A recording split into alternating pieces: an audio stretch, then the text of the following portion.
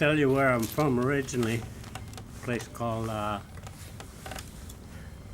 Kekiktaruk. Can you say that? It's a little peninsula called Kotzebue. There was a man named Von Kotzebue who was reputed to have discovered the place. My people lived in that area a long time, and it's more or less of a hub for all about 12 other villages around there.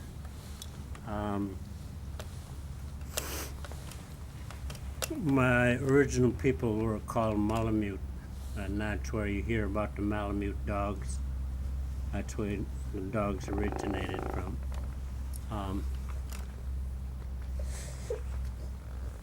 Many of my people were involved in the process of learning the land, learning the animals, and learning to heal. They had this process from information I just recently got, like the scientific part is about 2 million years old, and that's a long time. A lot of my people went through exposure to outside influence. As a result, a lot of them nearly died through disease, through other types of illnesses that they were never exposed to before. And many people passed on. At that point, many of the religious groups came to these people that were basically weak and not able to help themselves, because a lot of them were dying real fast from different diseases that were exposed to them. And many of them eventually were convinced that the reason they were dying was because they didn't know Christ. And from that point on, there was a method to change the lifestyle of the people. A lot of the healing method, a lot of the communication methods, a lot of the lifestyle was lost from that point on, and it continued to the present day. Within the last few years, there have been legislation to return tribal religion. It was darn near too late, but there were a number of people who were really not affected by outside society and maintained a lot of their ways, a lot of their spirituality. As a young child, I was about 12 and a half when I was sent away from my village to a boarding school. I actually went to 2 of them in Alaska, and that, I guess, began for me distancing from my people. I got to a point where I didn't care who my people were, who I was, or even my land.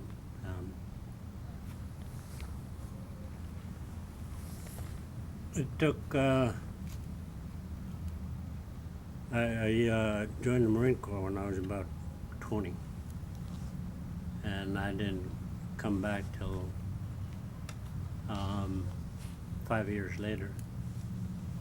And when I went back to my village, a lot of my elders had passed on, so I had no connection with people that I knew. Having left in 43 and eventually coming back in 55, 56, many of my relatives, many of my friends had left or passed on. And I recall I was pretty angry at the world. So I started what a lot of people do. Eventually became an alcoholic.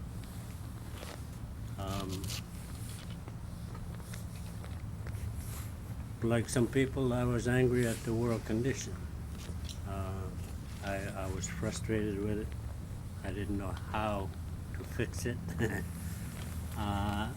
Because I didn't know how to fix it, I ran to the pubs, to the liquor stores, and tried to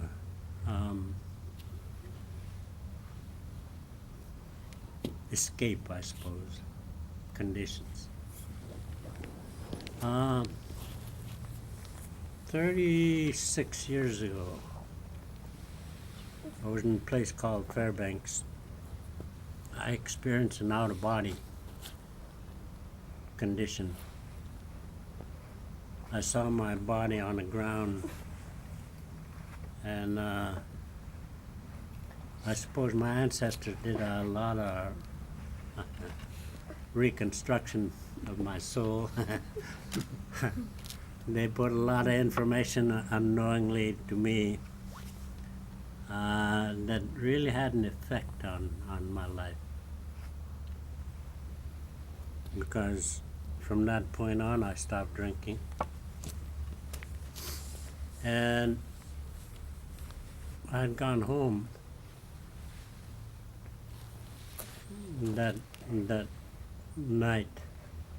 I'd been sitting by the river thinking about a lot of my life. Was really, didn't amount to anything up to that point. So when I went home, I took a bath once, looked at the water, drained the water out, and took another bath. That's how I must have had a love affair with soil or something. Anyway, I stayed home about a month, not knowing actually that it was eventually going to lead me to Australia. That's inside joke.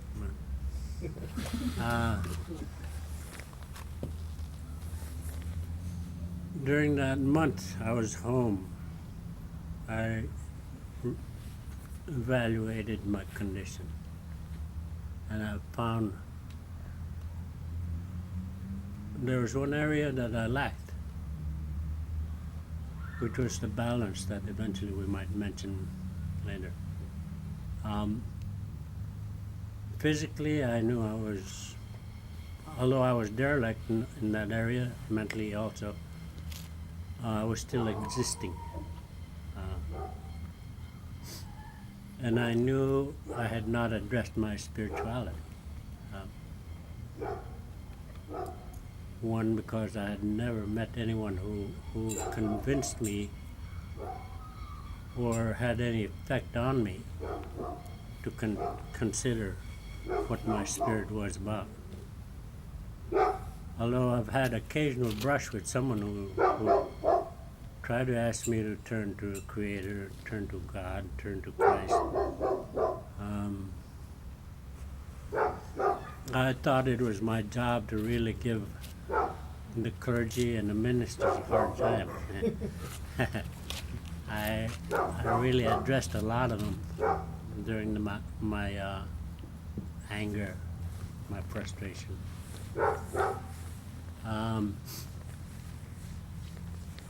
At that point, I realized, who was I ever going to turn to? If I can't turn to my elders at home, all my loved ones had passed away. All my friends had gone. And a lot of my friends passed on too at that point.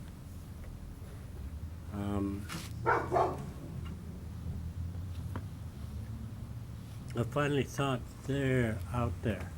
You know, these people that I needed to meet, these people that I needed to see. They were out there somewhere. And they certainly weren't where I was at that point.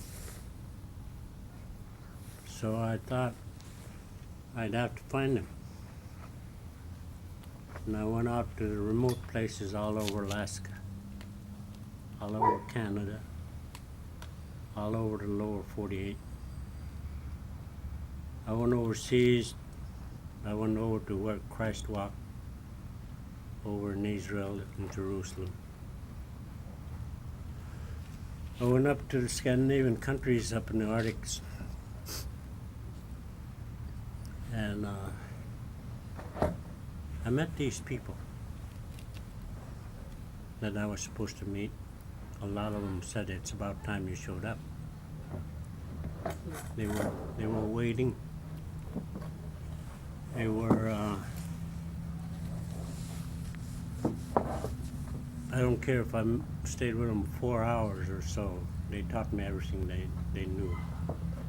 They taught me their history, their religious ceremonies.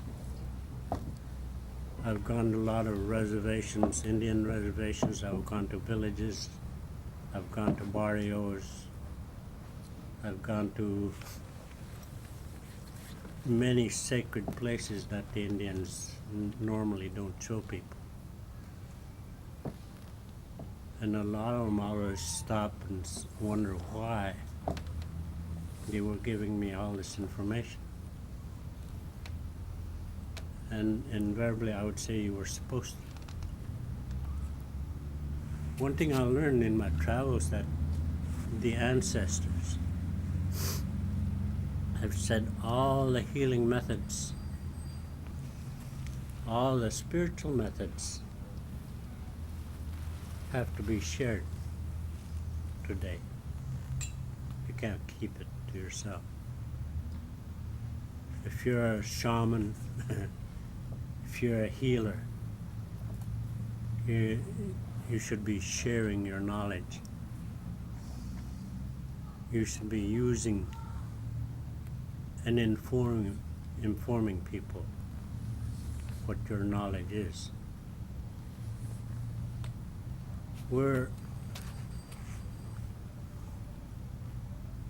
Our world has become very small. I could pick up the phone and talk to Asik, who's in Anchorage now. I could talk to somebody else in Africa or China, or instantly. I could turn a button and I could see another country. As a young lad, we didn't have that. I watched the machines, the engines, the one-lungers, the things that you used to use a crank to start with. I watched the aircraft industry.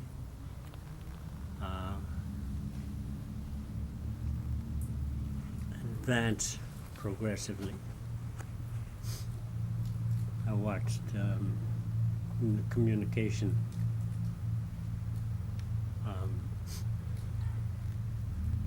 All these within my 60-some-odd years, and I've watched the drug culture develop. I've watched all the attitudes changing over the years.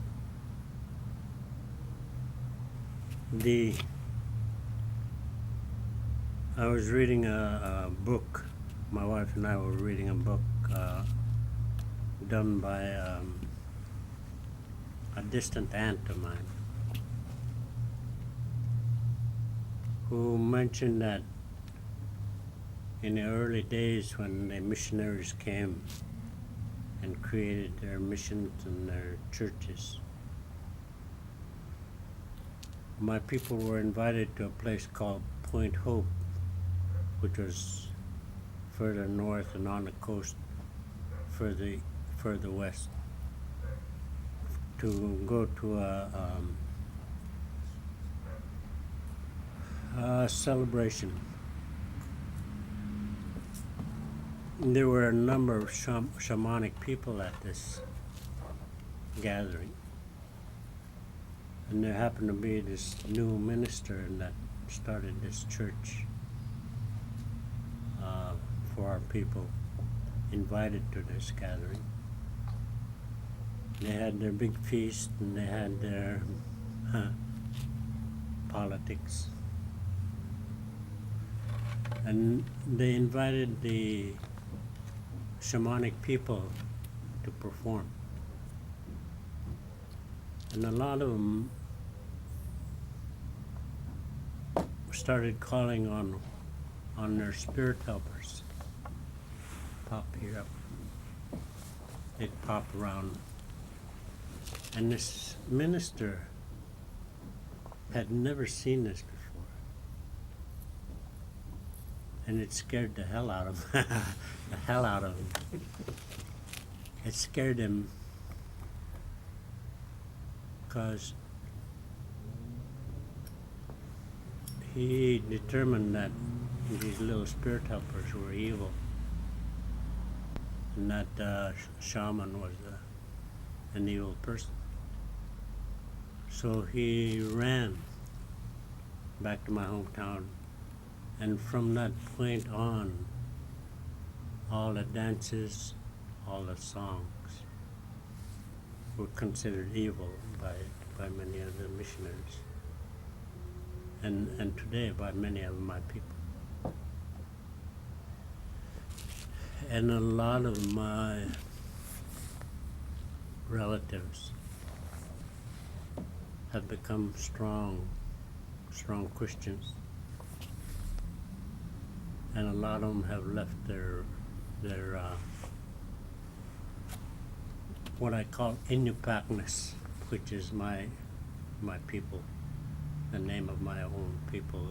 It translates to real people. Everybody else is not. Another inside joke. Anyhow, the balance that eventually we want to talk about is really what I experienced that 36 years ago, was really knowing who I was, and that as a person I am nothing,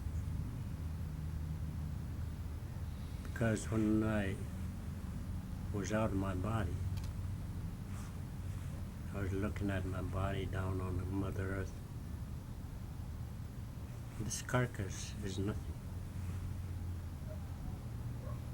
And that really brought home to me that there's an element that every individual has that they're either fighting or flowing with. It's called the ego. Every pain that man and woman has experienced was caused by an ego. And all the holy ones in your lifetime that you've heard probably have asked diminish that ego.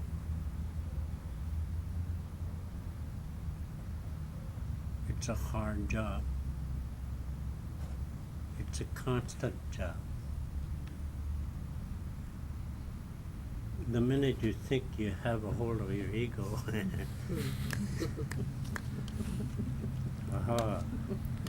I've met a lot of my relatives like that. A lot of times we get imbalanced, and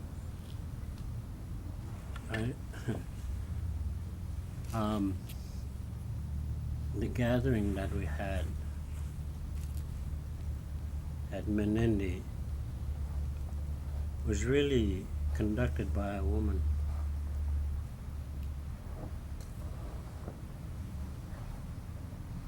From the land.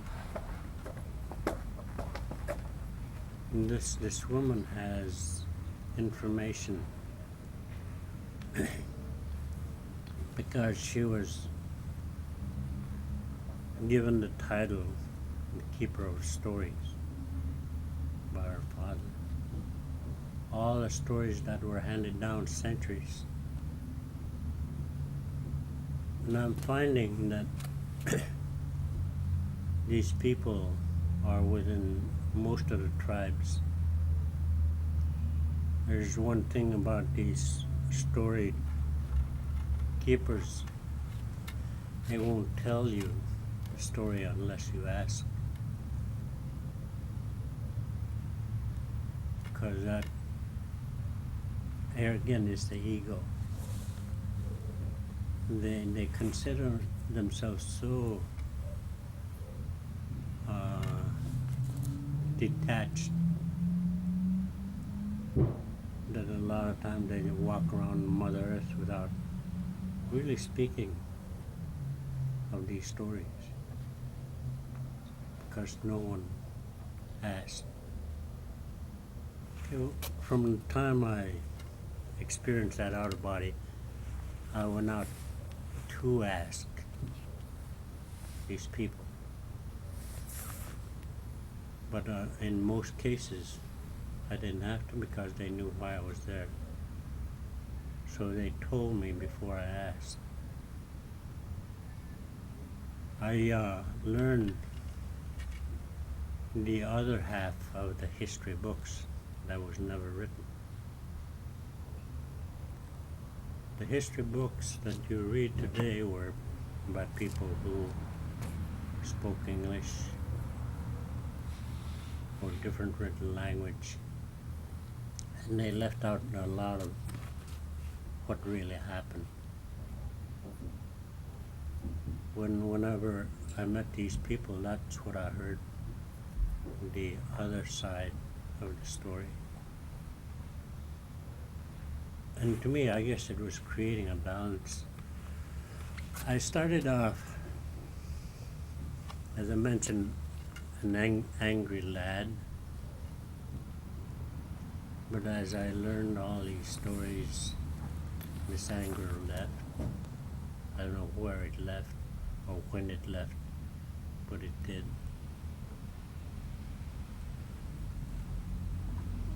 One of the strongest things I found that there was a form of armor that I developed. That armor is called anger. It's called ego. It's called all the negative things that I learned even without teachers. I was talking the other day about my dog team with the old man. All the dogs taught me how to cuss. It's okay, George.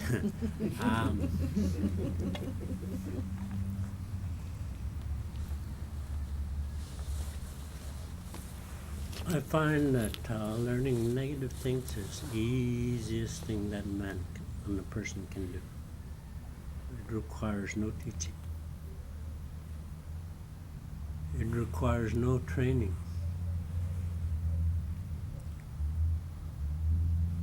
It requires no study. hardest is doing the right thing. One of the reasons my people lost out on a lot of things was they stopped the training. They stopped the information. They stopped the quality of living in a harsh condition. If I had not been an angry lad that came back from the Marine Corps, I don't think I would have survived in my hometown. I had to recall a lot of what I was exposed to this harsh condition in a short time, maybe 3 years, with a man that I forced to take me into his home. And because of his love, he taught me a lot of situations. And there were times that, like everybody, your attention span is just sometimes it's pretty limited. For example, I was hunting with him one time. We had gone out in the ice and found a big open spot, and that was about 10-12 miles out of shore. And when you come to this open space, you build a blind out of ice, and you sit behind this blind and watch for the ice to pop up. And when you see one, you have a kind of a stick that's about this long, and on one end there's claws that are tied onto this, and you scratch the ice, and it sounds like a seal is making a hole. Seal will come closer, curiosity, and that's the way you're able to get them close and able to shoot them. And a lot of times they remain floating. You throw kind of a rope out with a hook on one end, and as you pull the rope back over the body, there's a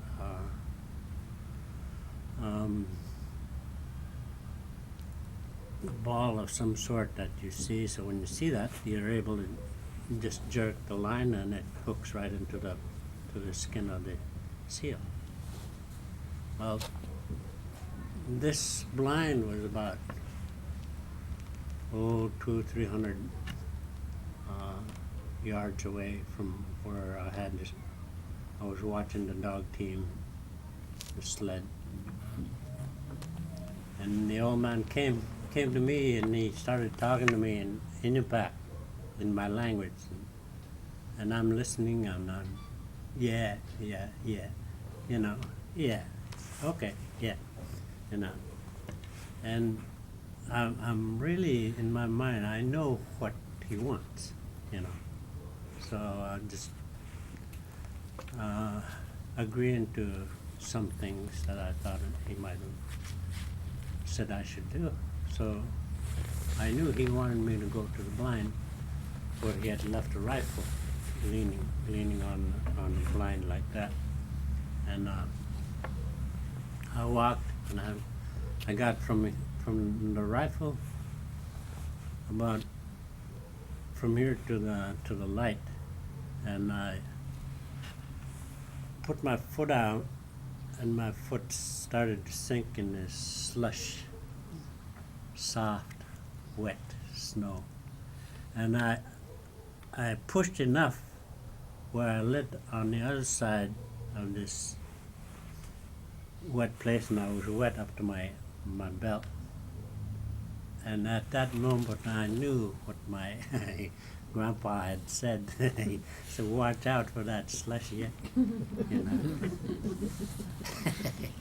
When I walked back, he didn't have to say a word. You could see in his eyes, I told you so. and I think what my point is, this is the condition a lot of us have gone through, especially with our elders or with the old ones that try to inform us about life. You know, we barely pay attention until we get into the trouble that they talked about. Many of this information that you had missed out in your long life can come back. And later we might talk about the connection with the ancestors. I feel I've talked. I'm running out of words, so my wife might take up. And this is Jackie Eakan. Thank you. Thank you. We'll do it a little backwards.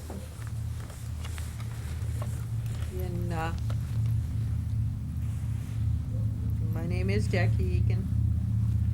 I'm the daughter of Lawrence and Rosamond, granddaughter of John and Hattie. Both my grandfathers were named John and both my grandmothers were named Hattie. So I am the granddaughter of John and Hattie. I was born of the Star Nation for the Cat Clan. I served the Wind Clan. I live in the land in the split of the ocean.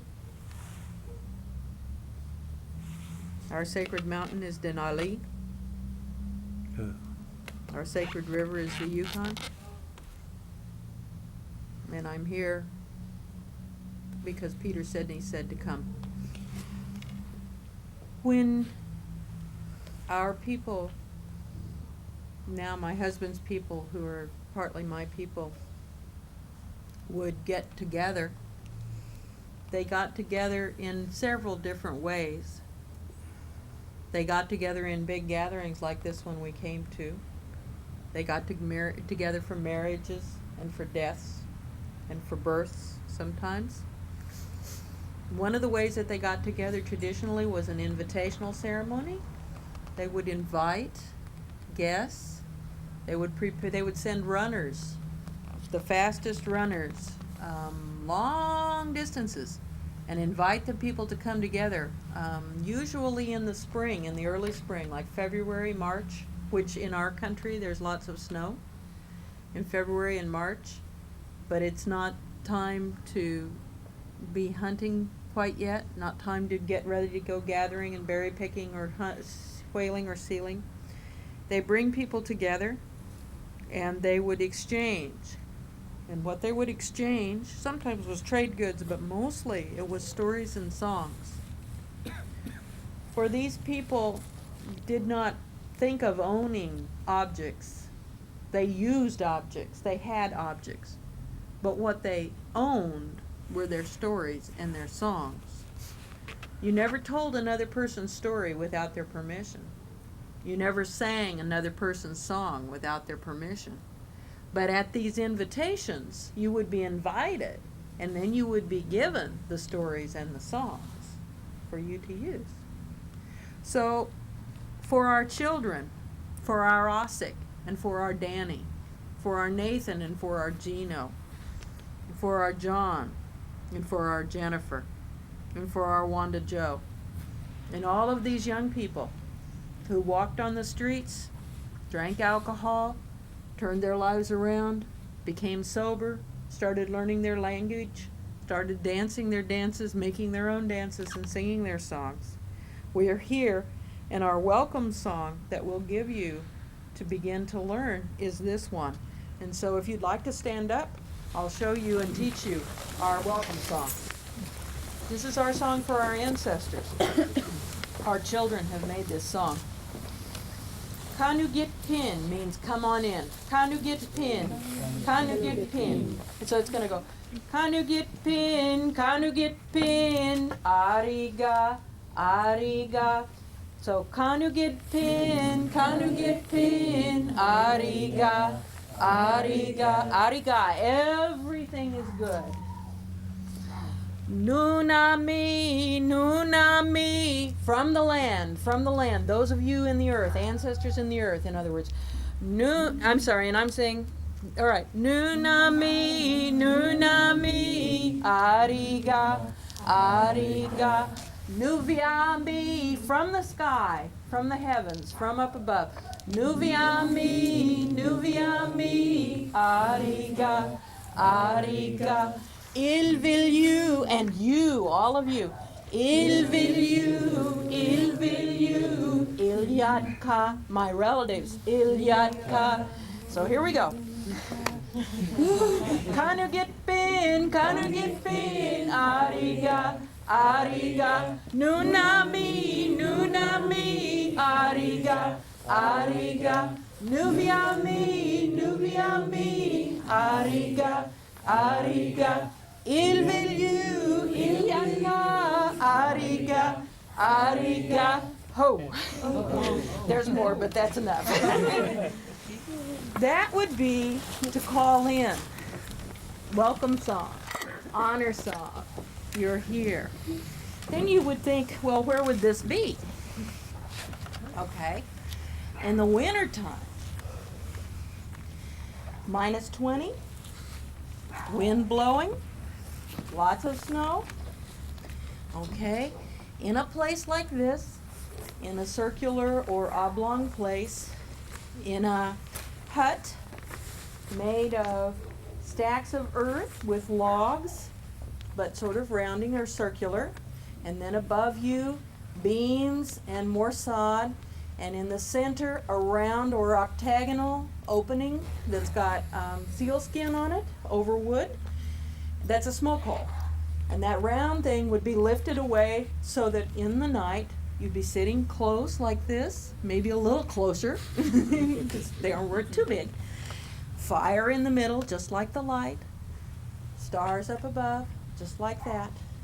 And the stories and the songs. And then the healers would heal. The healers would work. Our sister, adopted sister, who's from Yupik, their people used to have contests where they flew. Now you may laugh, but this is true. They flew. They flew in and out the hole. And she has a really funny story about one man who was a little klutzy who flew into the wall and missed. And so, but they had flying contests. The Inupaks had dancing, drumming, and the Inupak drum and the Yupik drum is a big circle with a handle on it. It's held like this and is hit on the top or on the bottom, depending on whether you're Yupik or Inupak. And then the Inua, or the little spirits, the little spirit helpers, often would materialize and run around the rim of the drum as it was being played. That place with the hole in the middle, was the men's house. Some places it was called the Kazki, other places it was called the Kazik. And it had benches around, up off the ground, about like this level. It would be another place. And that would be where the elders would sit. That would be the place of honor. Obviously heat rises, so it would be a warmer place too, you know.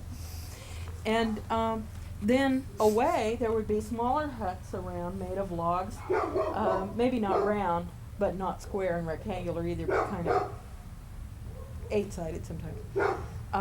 With entrances underneath, that you would go down, you would crawl under, and then come up, because they were very sound. Those were called ibruliks. And in the ibruliks, the women and children lived. So the men had a communal center, a communal house. It was the men's house. And the women and the children, the women maintained maybe their own home, or their home with their mother, or their home with their sisters in an ibrulik situation. The women controlled that house and invited the men, or the men could come, or men were invited to come there if they wished, but then they basically lived communally together, and they taught their boys together. This was an important, information sharing was important for the people. Women taught their girls how to be women, They taught their women women's medicine. Grandmothers were responsible for their granddaughters. Aunties were responsible for their nieces. Uncles were responsible for their nephews. Grandpas were responsible for their grandsons. The role of mother and father was to love unconditionally and to always be there for their children, but it was not corrective. Mother and father were considered to be too close to the children. Their job was to love them, to accept them, to provide a nurturing that many people in Western civilization cannot imagine how much tribal children who are in a real They situation spoil them. with people who've not been put in boarding schools and had that chain broken, were how much those children are loved and how much they are held. The aunties and the uncles' job was a very serious job, one of the most sacred jobs known, and it was seen as a sacred obligation to teach your children. In Inupiaq land, children were not taught by being told anything. Children were not told how to do anything. Inupiaq education would involve this. When a little girl was old enough to start learning how to sew, learning how to make something, or a little boy was old enough to start hunting, they'd be given the tools, their own tools, their tools to use, their size tools. They would be given the materials they would need. So for a little boy, if he needed arrow tips, he was given arrow tips at first. He wasn't expected to make arrow tips. He was given arrow tips and arrows and a bow. The little girl was given an ulu, which is a woman's knife. It's curved, kind of like a little happy face smile, and it's got a little knife on a little handle on the end of it. It's for all sorts of things. They're much handier actually than our slicing knives. I love my ulu. And then she would be given needles and sinew and a hide, and gee, that's a good. Grandma might look over and talk to Auntie, never look at the little girl and say, "Oh, that'd be a good hide for mucklucks." Yeah. That's all that was said. The little girl then would have to figure out how she was going to make those mucklucks. And when she made them, as she was making them, nobody would comment or really say too much. When she got done, somebody might say, "Oh, you made some mucklucks." Okay.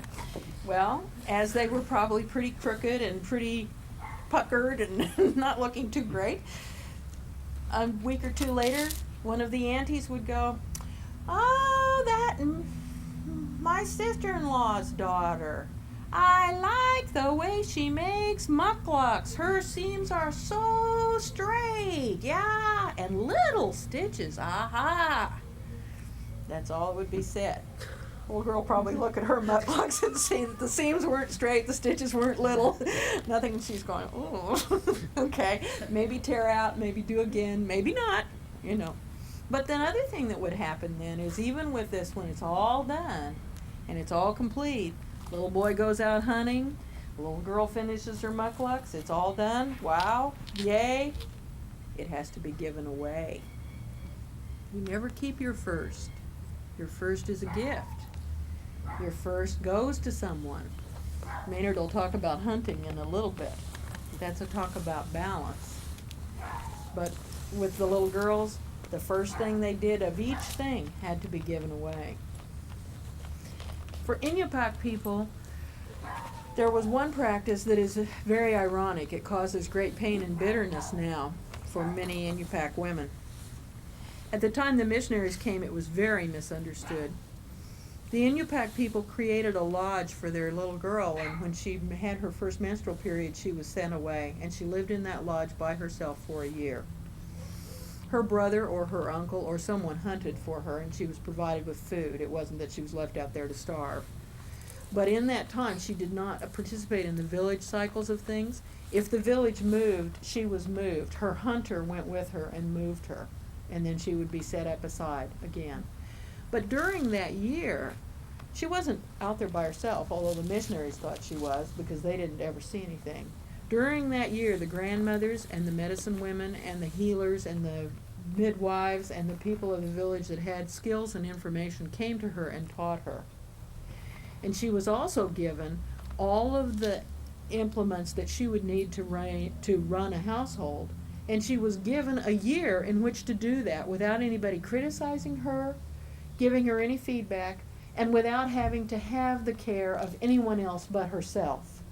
So that she was given time to learn how to do these things without a lot of criticism and without a lot of stress and necessity.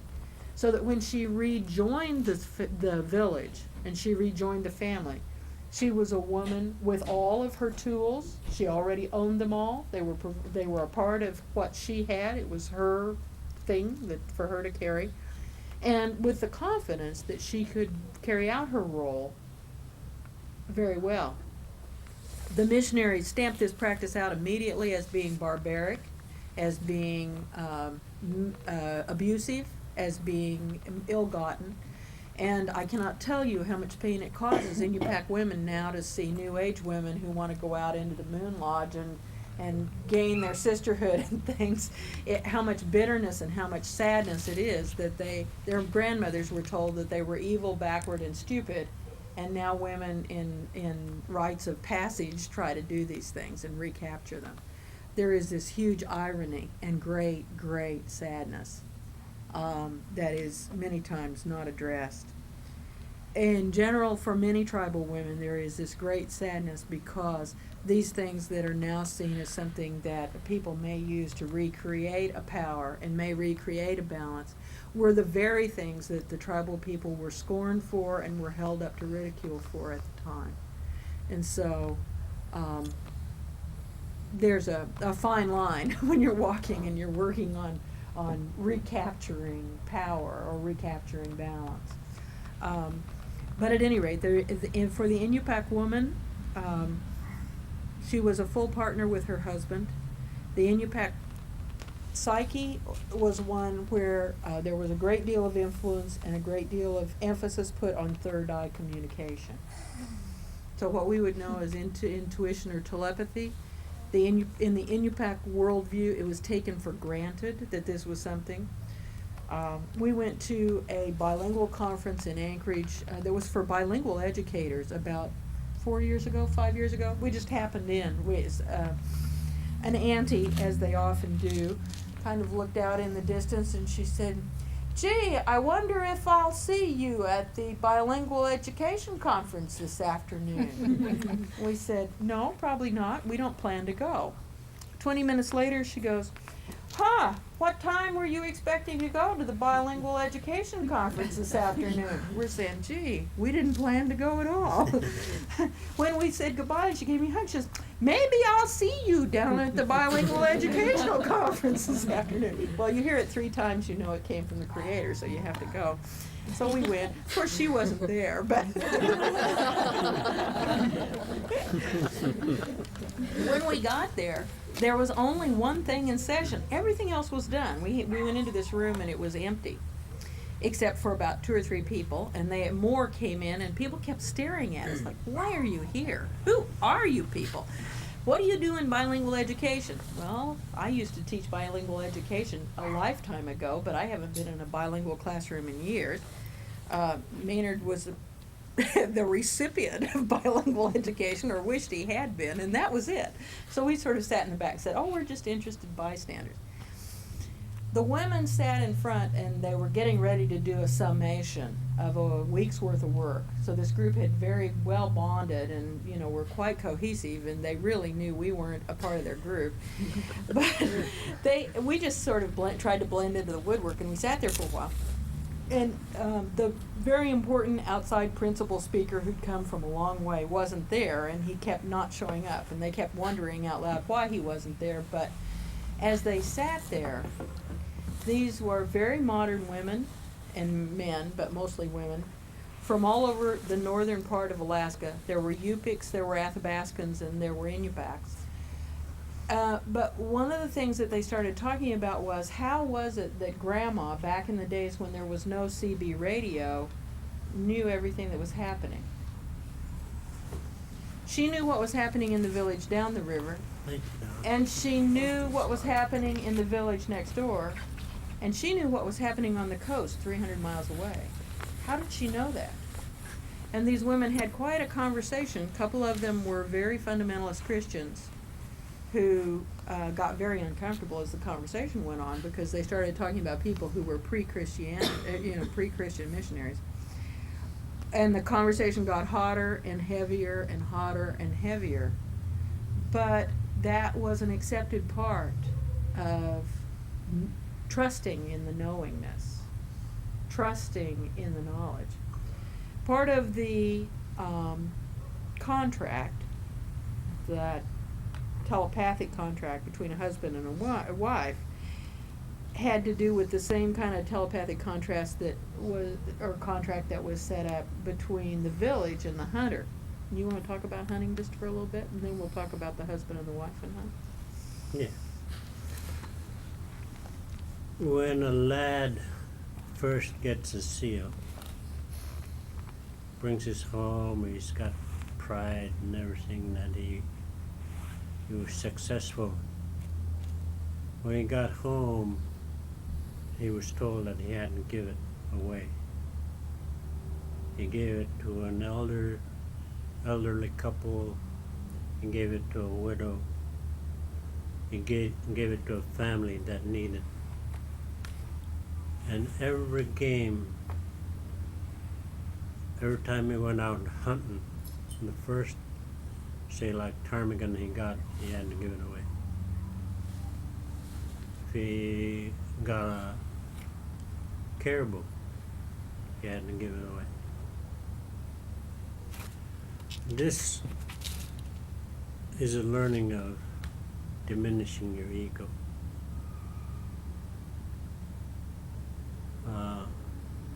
And there's another factor with that. The first seal he gave to an elderly couple,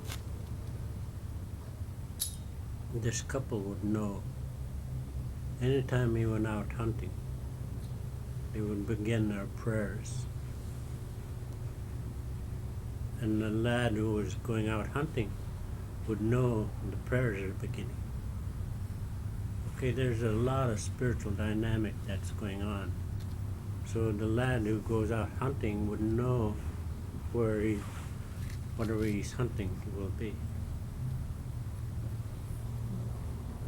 And a lot of times the prayers are so strong that the animals will also come. This was the dynamics that the missionaries never knew about. Everything that the Inuit did tribally was apparently wrong to a lot of these missionaries, these clergy.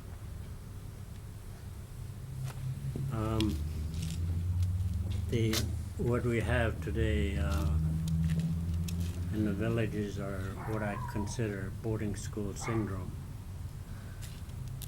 mission syndrome. Many of the people were taken away from their families a lot of times in a harsh way. And everything that a lad or a child did at the school was, if it was done in a tribal way, they were punished. And they were taught to become learned in English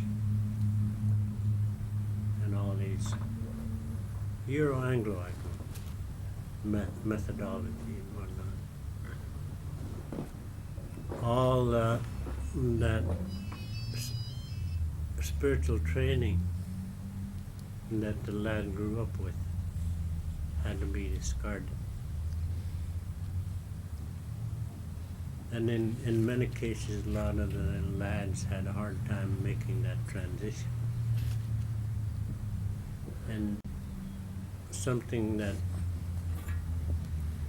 we call abuse became real prevalent in these institutions.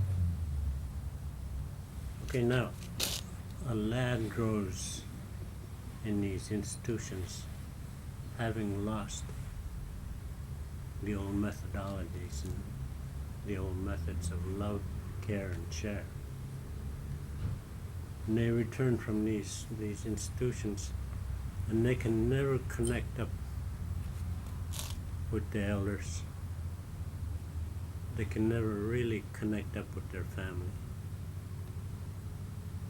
And a lot of these people have brought home the abuses that they had learned. And today we have one village we went to, and they came to us and said, we lose a person a day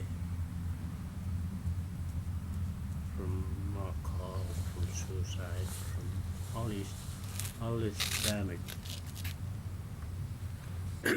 And to us it was apparent that these things that happened were the result of these people not knowing who they really were anymore. They had no foundation. They had no balance. They had no pride. They had none of the qualities that we know are internal.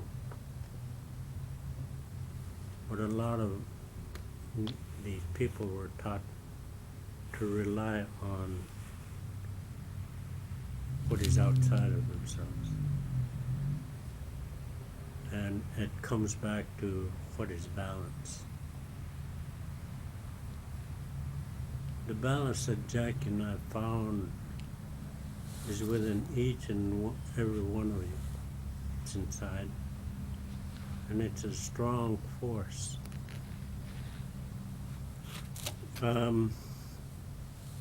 Many of my people who were shamanic, who were healers, went through what I call out-of-body experience. Their soul leaves their body, and when that happened, the soul may disintegrate, or their spirit helper might come and tear that soul apart, fling it in all directions. The head might be over here, and something else over here. And, okay, there's a reason for all this madness. When the disintegration happens to these people, that individual comes to a realization that there's not a thing they can do about it. They have to accept that they're disintegrated or that they're flung all over. And when the individual finally realizes, come to that realization, they're back together. And then from that point, you have an etheric connection to your ancestor. Speaking of ancestors, each one of you, from the beginning of time, have had, on your mother's side and on your father's side, all the ancestors. And I guarantee you there was someone back there that was holy. You were not all SOBs like we know them. You have to excuse my internal humor. There were some ancestors who loved their relations. So they watched. And they watched their children go through gyrations of life.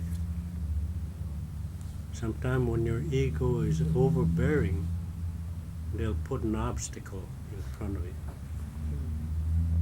that you have to learn how to overcome, how to go around, how to go under, or how to handle. And no one can really teach you anything but yourself.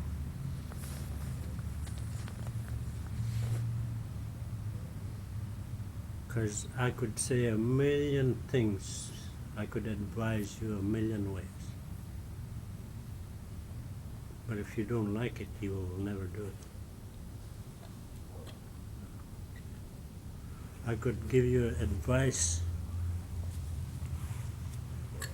It's like that little boy saying, "Oh yeah," you know, and I could give you advice, and about an hour later, you experience what I advised you. You'll finally say, "Oh yeah, that's what I mean." Or you probably heard someone give you advice when you were a little child, and you experienced something along the way, and you heard that voice. You heard that advice. You know, the speaking vibrates. This vibration continues. Sometimes the ancestors bring, you know, there's the soul. When the sperm and the ovum met, Creator knew. So he put a little bit of himself to that little body. 9 months you cycled through growth of arms, legs, fingernails, hair, eyes, ears, everything that you need here. The minute you were born, you in effect died to that womb. You can never go back to it. God, whatever name you have. And that he needs your attention. Nothing else. When you do those things, when you make that awareness, seem to have a good life because you're aware of the Creator. You fall in love with this Creator. And you will do everything to do everything right in a sacred way. Whatever you do, every moment. Okay. This soul will lay dormant for a certain period, although it's computing every action that you have. Everything in your life is computed into that soul. You've heard about people who died momentarily and they had flashback. Well, the Creator pressed the button. He did a flashback on replay, they call it. Yeah, everything you did. The reason for that is that it will allow you to know where you screwed up, where you should have done the right thing. And then really, that's the hell of it. Really. There is no hell. But that condition at that moment where you thought you should have done something in your life, it's too late. Where you thought you should have corrected and never did, it's too late.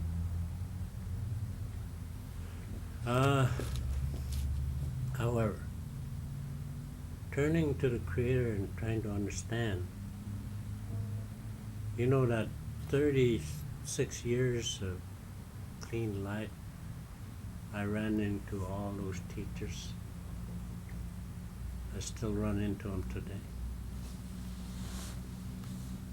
It's because I made an attempt to change my attitude, change my lifestyle, and I knew it was those people out there that I would run into, and you also will run into if you haven't done so already. They're there. Some of them will say it's about time you showed up. They did that to me a number of times. And not too long ago, my wife and I found a book called Happiness is a Choice. You can be happy or you can be sad. You can be happy or you can be depressed. You can be happy or you can screw things up. It's always a choice. Jackie and I found that happiness, when you try to understand it and live in it, there's total difference. Life is, it flows in a good way. And everything you need, and we learn temporarily to think of what we want and forget. Because sooner or later, someone gives it. That's because in a form of a good lifestyle, in a form of God consciousness, I might say, these things start to fall in place. People start to give you. I tell people I need a semi-truck for all the things that people have given me. They do. They do. And Jackie's got the other semi-truck. Well, back to the balance. Okay. Let's look at worldview for just a minute. Tribal people all over the world had similar, not identical, but similar worldviews. Sort of like what Menindee, who was a prophet in Maynard's land, Menindee says, a grain of sand is a constellation. A leaf is a constellation. A tree is a constellation. One caribou is a constellation. A herd of caribou is a constellation. You are a constellation. The star is a constellation, the moon is a constellation, and the universe is a constellation. So it's kind of the understanding of Inupakness, of Tlinkitness, of Dene-ness. It's a molecular view of life. Macrocosm, microcosm sort of thing. So that as you are,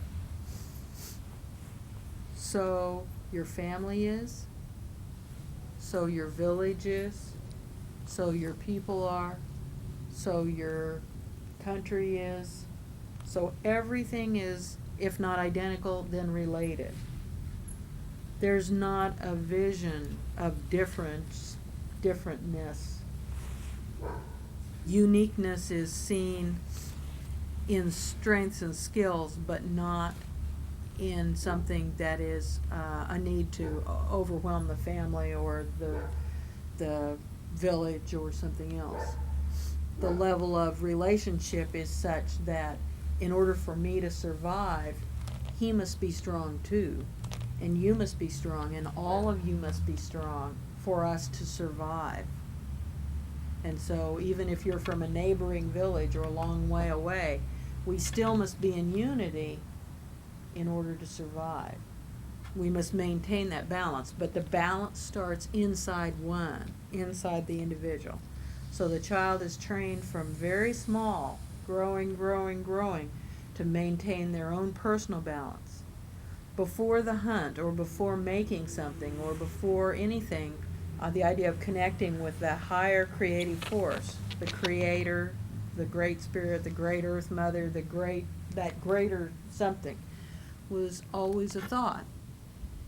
And then when the hunter was hunting, first he said, he didn't just go hunting, he said prayers first. He made offerings to the land. He carried things with him to make offerings to the animals. He talked to the animals ahead of time. For some people, there was artwork that was prepared ahead of time. You'll see the Yupik masks, I think, are still touring, so you may get a chance to see the Yupik masks. And some of those masks, actually, the hunter would make a mask that was a mask of maybe his totemic spirit, but also a mask of all the animals that he hoped to hunt that year. He would make them, and then he would take them out and put it on the land as an offering ahead of time. For the Inupiaq, it was sometimes a song, or sometimes in the design. In his spear, this one's a very stylized version, but in the old ones, the third eye was delineated. That would be where the harpoon cord would come, and then all the lines were drawn in with dark, with ash or with something to make it. But when you looked at it this way, this would be a face. And if you looked at it this way, many times it would be an animal. And so it was the animal that it was intended for, and the face of the spirit that was going to help, or this face of the hunter. Understood that for everything that happened, there was a sacrifice. It was understood that if the people were going to eat, when the berries gave their food, or the animal gave its flesh, or anything happened, that was a sacrifice. That was a conscious giving up. And so there was respect paid to the animal. Nothing was wasted. There were songs sung ahead of time. And when the hunter went out hunting, then, if he was in a family situation with a wife, or if he was in a family situation with an uncle, or an auntie, or a grandma, or a widow that wasn't related, there was this telepathic connection. First of all, there was a telepathic connection between him and the animals. A lot of times he would sing songs and say prayers ahead of time, and then he would be able to see, third eye, through the eyes of the animals and look around, and he'd know where they were, because he could see the land mass, where they were. And then when he went hunting, the people at home, because they depended on him. They depended on him to be safe. They depended on him to bring back food. They depended on him for his place in the community. They prayed for him while he was gone. There were, in some places, there got to be very elaborate taboos that got to be very hard to live by, of things people could and could not do while their hunters were on the land. But at any rate, the community was together and they were praying for them. There was such a connection with Inupiaq husband and wife that she would know where he was. She would know what he needed. She'd be ready when he got there with game. The things that she needed to clean and stuff would be set up. And when he came in, the first thing would be he would be fed, and the next thing there would be honor songs that she would sing for him, to honor him and to thank him for hunting for the people. And then she would prepare the food and then distribute it, not keep it, but distribute it. The family would keep some, but for Inupiaqness and for Tlinkitness and for most of the Alaska Native people and for the people of this land too, the gift was in sharing. The gift was in giving away and making sure that everybody had some, so that the idea of this is mine and you can't have it didn't exist. And in that balance, as we recreate community, we know that we live in a very small world now, but a very large world. Still, as we create community, some of the things that we can do is to create that celebration of each other. Create that feeling of unity. Create that acknowledgement of the contributions of every member of society. We have a challenge in front of us to create societies where every member has a role. Where we cannot live in societies. The tribal people lived in very close-knit communities, but they knew everyone had a role. Everyone had a purpose. Not everybody was in partnership, not everybody was a part of a married couple, not everybody looked the same or did the same or dressed the same or thought the same, but everybody was a part of that community and had a place. And it wasn't a place of lessness, it was a place of contribution and a place of respect. And if we could just create that little piece for each other, then we would be started. One of the things that we do when we call the ancestors and we welcome them is then we have a responsibility to send them back. Are we coming to the time where we need to send them back? Oh, I'm enjoying them right now. One of the things I wanted to talk to you about was the dogs. Have you been noticing the dogs? The understanding in Arctic villages is that when the spirit gets moving and the ancestors come around, the dogs and the birds and the animals start making noise. And so you'll hear, because we have huskies and they yodel and they talk and they howl.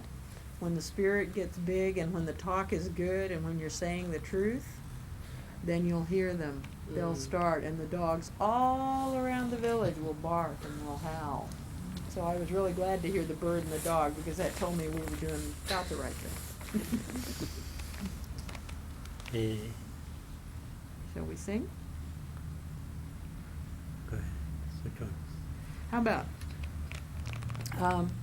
our going away song, our thank you song, is a thank you song for you, and it's a thank you song for our hostess, which is your, I'm not sure where. Inside, I think. Hey. Maybe in wherever. And also for the ancestors who came, and it's a sending them back song. And so it starts, the verse is Hayanga, Hayanga, Hayanga, Hayanga, Hayanga, Hayanga, Heya, Heya. And then in Maynard's dialect, you already know Ariga, and you will hear Ariga again. But his mother is from Kotzebue and his father is from Unalakleet, and by distance they're not very far apart, but they have two different dialects. And so his mother's way of saying thank you is Koyana. Can you say that? Koyana? Koyana. And in music, we've changed it a little bit, so you'll hear us. To make it fit the words, we're going to say Koyana, Koyana, Koyana, Koyana, hey yanga, hey yanga, hey ya. And then in his father's dialect, thank you is Teku. Teku, Teku, Teku, Teku, hey yanga, hey ya. So, well, you want to start with Hayanga, Hayanga, Hayanga, Hayanga, hey yanga, hey yanga, hey ya. Ariga, Ariga, Ariga, Ariga, hey yanga, hey yanga, hey ya. Teku, Teku, Teku, Hareku, hey yanga, hey yanga, hey ya. Koyana, Koyana, Koyana, Koyana, hey yanga, hey yanga, hey ya. Let me tell you a brief story about that song. Okay. I was in Montreal, in Canada, attending a conference. I went outside. I used to smoke pretty regular then. Sitting on a lawn, and I heard the Hayanga part coming. And I started to kind of chant it to myself. And I thought, wow, something I always wanted to do, and never was able to, because I had left my people singing back home when I was a child. A few years went on, and I was up in North Pole, a village called North Pole up near Fairbanks. 3 o'clock in the morning, a woman that I'd known come knocking and said I had to pack and get ready to go. So I did. And we drove to a place called Paxson. And there's some beautiful mountains in the distance. On one side there was, in our camp, a beautiful creek that was crystal clear, and it had a beaver dam on one end. And on the back side there was a pond that was also crystal clear. And my friend said the ancestor had prepared that place for us to come. And she wanted to stay for 3 days and nights to fast and to pray. Okay, so during some time as she was talking to the ancestors, I sat near this creek and I said some prayers. And that song started to come, the one you guys just learned. And as I was singing, a beaver came swimming, stopped right in front of me, and another beaver came from that direction and came. And I thought, wow, never had anything happen like this before, but sure like it. And I sang this song, Hayanga, with Koyana and Teku and Ariga. And all those words are just a praise for all the ancestors from beginning of time to the present day, on my mother's side and on my father's side. There's an element that I eventually learned when I met a man. His name is Raymond Stone. He wants me to say his name. He said, Maynard, I want you to learn to pray. He said, you talk to the ants, to the great creator, and you ask him to look at your being from the time you were born and check everything out, see if there needs to be cleansing and a need for forgiveness. He said, you'll feel that.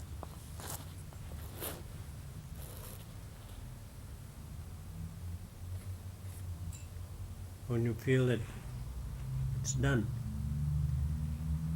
He said, you talk to the Creator and you ask him to look at all your ancestors from the beginning of time on your mother's side, all of them. So ask the Creator to look at them and do some cleaning and to balance and to please forgive them for whatever forgiveness they need. He said, you'll feel it, and when it's done, you'll feel that too. He said, then you talk to the Creator and you ask him to look at all your ancestors from the beginning of time on your father's side.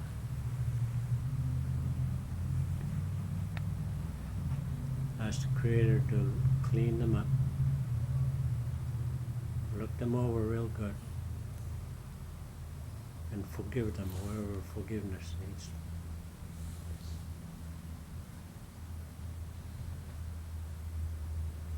He said, you'll feel. Neat. He told me that when I met him. He said, your ancestors want to talk to you. Oh. I said, when? He said, when we're going to sweat lodge. Well, we had sweat 4 rounds and all the other people left, and he said, Maynard, you stay behind. We got to do another round, talk to the ancestors. Oh. So when it was time, the ancestors said, before you say anything, Maynard, I want you to know that all your ancestors from the beginning of time are so happy that you asked for their forgiveness. He said, some of us were stuck on Mother Earth for something we did. And they couldn't ask for that forgiveness because it's too late. And he said, the only people that can ask for forgiveness for them are the people who live on Mother Earth today.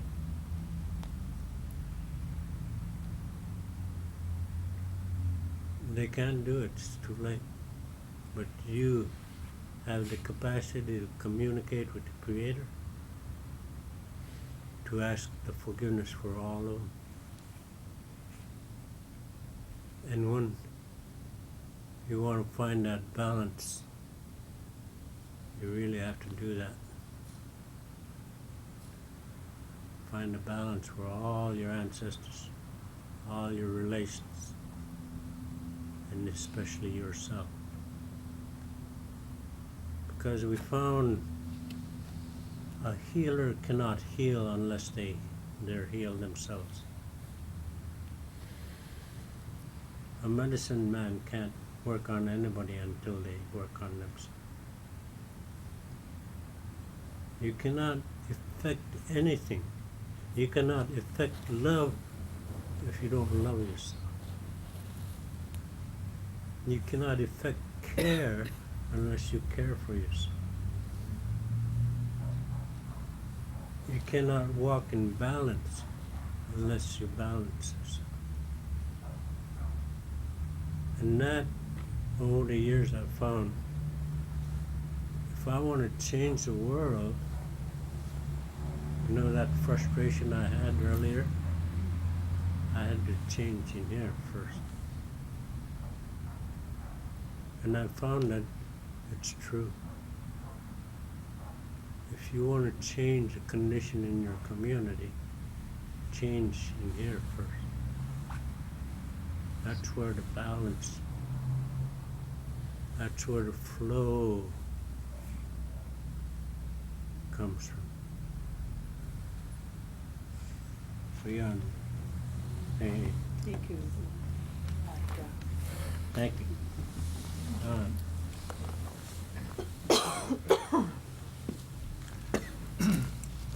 Thank you. I'd like to just talk a little bit about spiritual unity of the tribes, if I could at this time. The spiritual unity of the tribes came into being in Canada or Canada. Alaska, Canada. Fort Capel. At Fort Capel, there was the first gathering the people had. One of the main forces behind its formation was a man called Jim Walton. And essentially, the spiritual unity of the tribes is to help fulfill the vision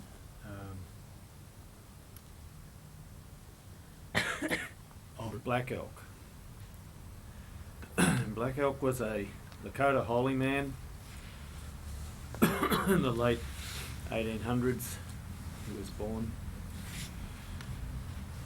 And he had a vision of seeing all the coloured hoops of the people, all the races of the people of the world. He saw that these hoops, the forces that bound these people together in unity, were broken.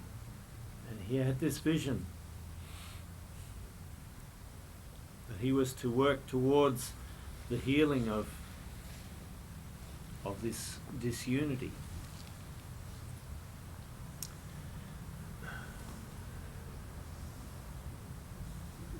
And a little while ago, in 89 or thereabouts, maybe a bit before, people had a vision that unless something actively was done towards this, then this would just stay that. It would just stay as a thought, a vision of the future with no actual activation of it. And that's how spiritual unity of the tribes came into being, to actually be the active force that brought this vision into fulfillment. And there have been a lot of gatherings in Canada and Alaska and in the lower 48, probably, and Siberia, and also of recent times in Australia. And these gatherings are hosted by traditional owners of the land. And they're to share knowledge, they're to share the stories, they're to share prayer amongst all those who attend, to create a force that will work towards bringing this unity back together with the people. And the ways that we see this occur at gatherings are quite varied, but always very powerful. Whether it be an individual who has some amazing revelation, a change of heart, a change of life after they come back, or whether it's the joy that they show and they learn to feel for the first time. But these gatherings are very important. They're a very important part of spiritual unity of the tribes. So if you hear of these gatherings in the future, I urge you all to see if you can attend one, to see if you can be part of this gathering of the people, to see if you can experience the fire, which is the centre of the gathering, and the power of the prayer at the fire.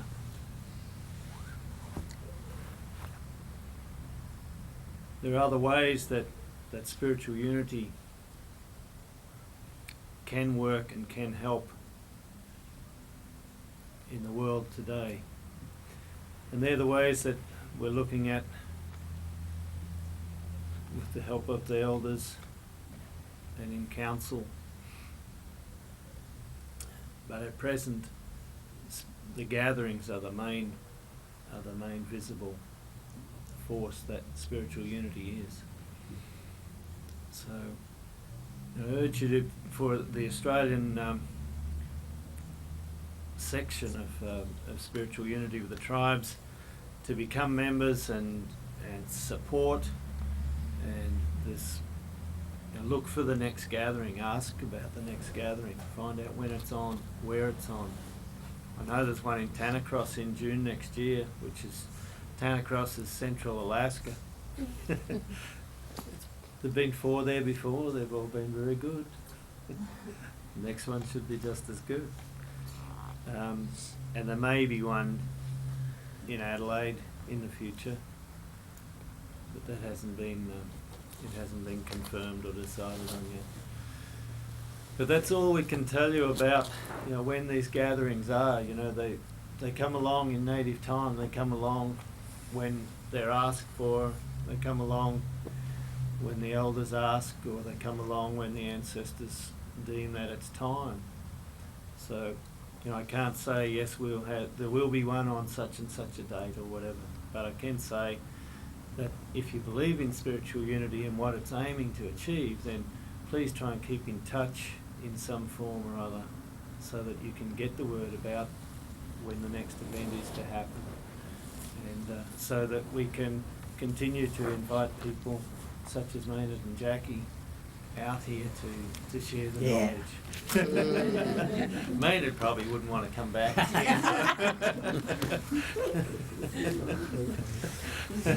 He hasn't yet had his fill of penguins.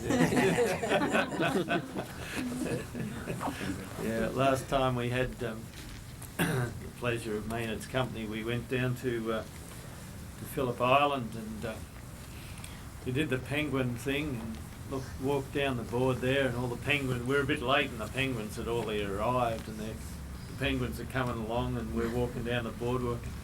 Maynard's looking them over and saying, "Oh, Don," he said, take a lot to make a feed, wouldn't it?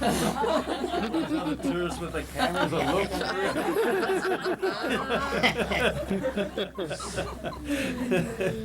But still, I'm sure he's pretty keen to still get one on his plate. But, but we had a good time. And thank you very much for coming and supporting spiritual unity and supporting us. Thank you. I think Maynard would probably like a coffee at this stage. Yeah, before we go, maybe I could say a prayer.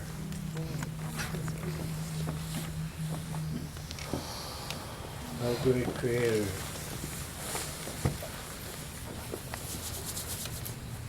we ask guidance and support from all our ancestors.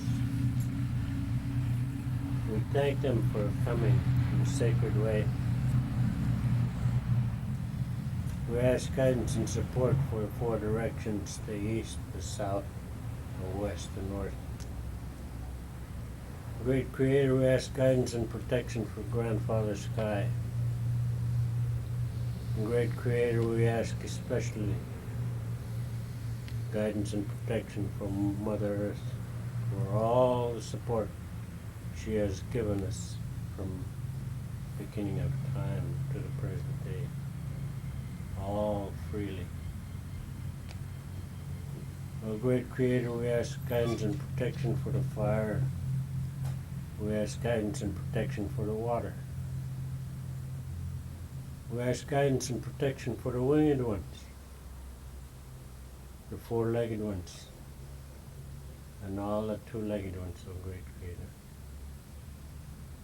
We ask guidance for the elders, both here and beyond. We ask guidance and protection for the adults, both here and those who have gone. We ask guidance for the teenagers, O great Creator, both here and those who have gone. O great Creator, we ask guidance and protection for all the children, those who have gone and those who have remained. Kuyana Teku Hariya Yaka Home. Thank you, thank you. Thank you.